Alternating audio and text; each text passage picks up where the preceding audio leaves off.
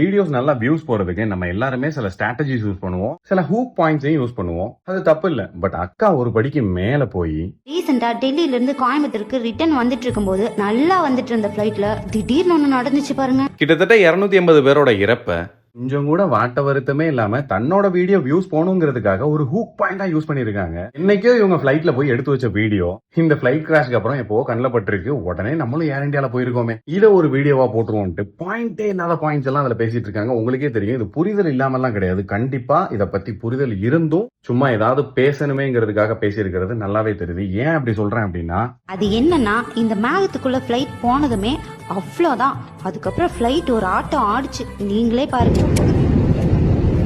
சாதாரணமா நம்ம பைக் ஓட்டிட்டு போகும்போது ஒரு மேம்பாலத்துல ஏறும்போதோ இல்ல நல்ல காத்தடிக்கக்கூடிய இடங்கள்ல கிராஸ் ஆகும் போதோ ஒரு சின்ன ஜர்க் இருக்கும். இதே மாதிரிதான் பிளைட் அடர்த்தியான மேகங்களுக்குள்ள போகும்போது கண்டிப்பா ஒரு சின்ன ஜர்க் இருக்கதான் செய்யும்.